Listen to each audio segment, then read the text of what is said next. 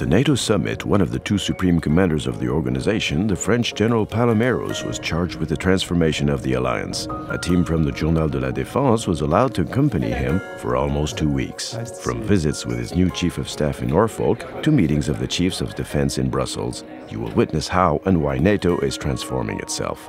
We will enable you to explore the backstage workings of the Atlantic Alliance, as well as its places of influence, decision-making, and command.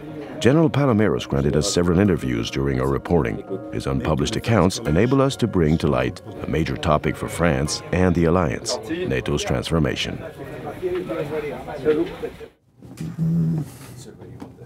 This morning, General Jean-Paul Paloméros finds himself swapping his jet pilot's helmet he long has worn for a hard hat, because today he is the highest-ranking representative of France in the Atlantic Alliance's military command. Splitting his time between Europe and the United States, the general wanted to get the most out of a full week in Virginia to personally supervise progress on new office construction at his headquarters. Conference rooms that they'll have in this building, it would be connected with like an overhead breeze. In 2009, at a time when France was reintegrating into the NATO Joint Command, the Allies agreed that the Supreme Allied Commander transformation, one of the two highest-ranking posts in the military structure, would be occupied by someone from France. General Abriel was the first to occupy the office of a United States officer. This mission is now being carried on by General Paloméros.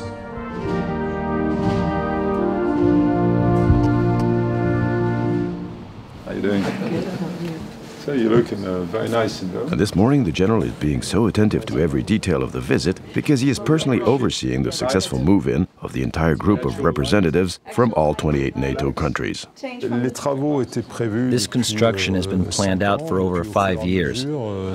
This is, in a way, the goal of the transformation. We adapt to needs, we enable them to evolve, and now we are arriving at a point where we are really starting to install people in their new spaces, where they are starting to benefit from both these new infrastructures and new technologies as well.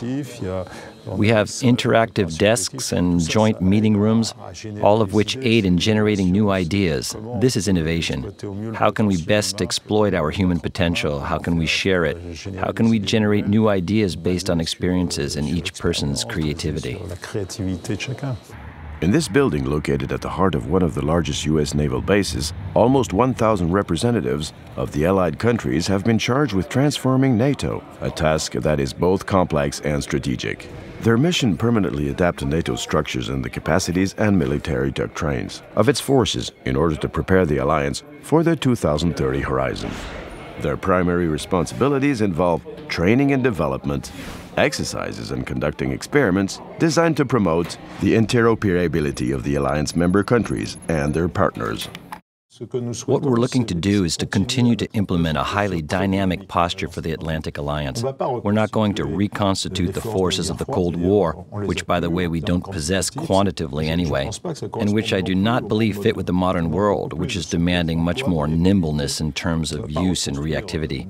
We're not going to rebuild the Maginot Lines. What we are in the process of implementing is a dynamic posture that will enable highly mobile, highly nimble forces to confront crises wherever and whenever they arise. When I'm describing in rather generalized and imagistic terms my vision of the transformation, I say that it's a sort of Ariadne's thread that links the past, present, and future. Why? Because we must be inspired by the past. We must learn from it. We must, in a certain way, capitalize on the past and assume responsibility for it as well. Day in and day out, in the present, we must always furnish the best possible solution to ensure the success of NATO operations. And all this must be done while sticking to and developing a vision of the future. The work of transformation is indispensable, but can also be frustrating. People don't necessarily see the end goal, the results. That's why I conduct meetings to discuss them with them. But that's all a bit formal. It's not easy for them to ask questions in such moments. However, when I go visit them and we go for coffee, there's a free exchange and I can learn where their heads are at, where their perspectives are, and I gain an ability to see if they've understood what my objectives are and how it all fits together. Also, ideas that sometimes get buried away are generated, and people say to me, why don't we do this? And I say, yes, why not? To me, this is highly motivating because transformations do not happen on their own. Countries, we are very proud of that. But on the other hand, there are This is a challenge. On this late afternoon, General Paloméros is still in back-to-back meetings. He is now slated to speak to officers from the NATO Defense College who have come to Norfolk on a study trip. As a Supreme Allied Commander transformation, his presentation is expected by the officers and diplomats of the member countries.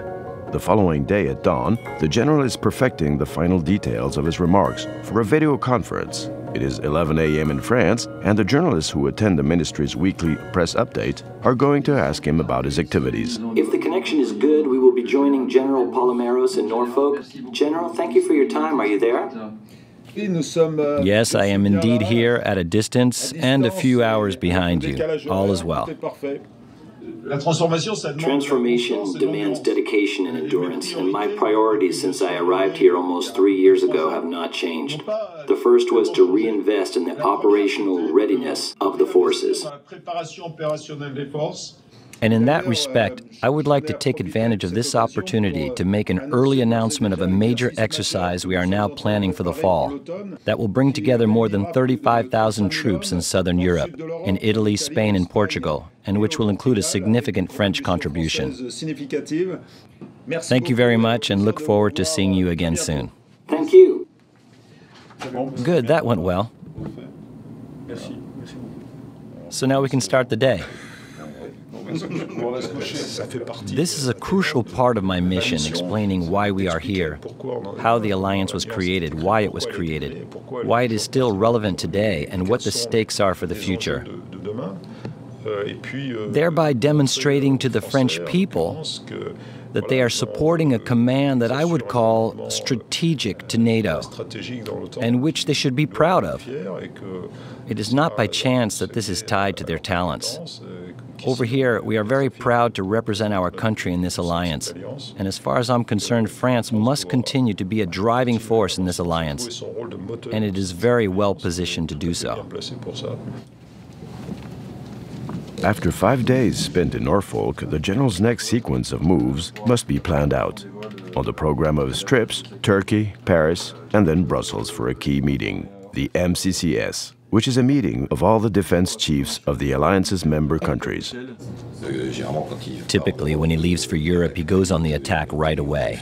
He arrives early in the morning, and then at 11 or 12 o'clock, he then goes into back-to-back meetings almost until dinner time, including oftentimes official dinners and evening receptions.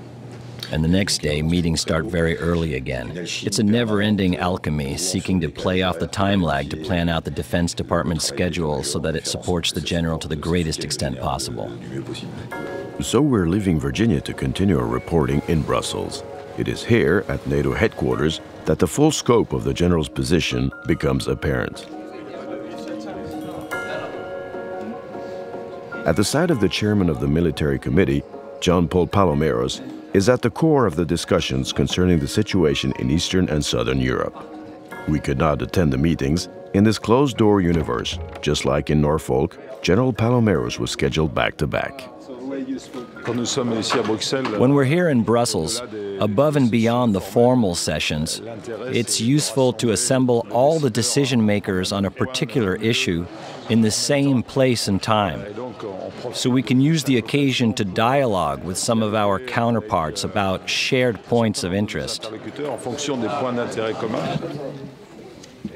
What's useful about these face-to-face meetings is that since we know and understand each other already, we can quickly get straight to the few points that seem to us to be the most important and sensitive, the points where we've decided we really need to be on the same page.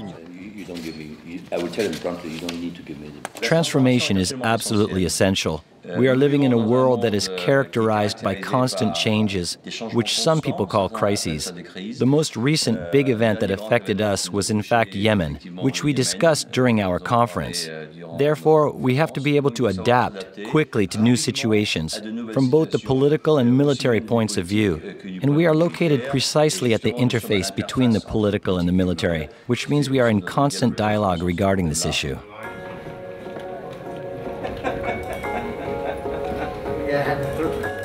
Return to Norfolk for the final moments of the general's command. After 40 years of good and loyal service, he is planning to leave the Army in October 2015, ceding his position to General Denis Mercier, Air Force Defense Chief. It is therefore with a sense of fulfilled duty and little nostalgia that he reflects on his career. I don't believe there has been a single day in my career that I haven't learned something. It's true. Every day I learn from the men and women I work with, from the techniques, from the outside, from the way in which our actions are perceived. And I am also learning how to do better. I am learning how to better grapple with events, to better grapple with external events. Perhaps to take better advantage of the opportunities we are given. That is extremely important. And to never say no to such opportunities. Each opportunity must be fully exploited. Life goes by quickly, careers go by quickly. And we must not have regrets. We must make choices and then take responsibility for them. Good morning. Good morning, sir.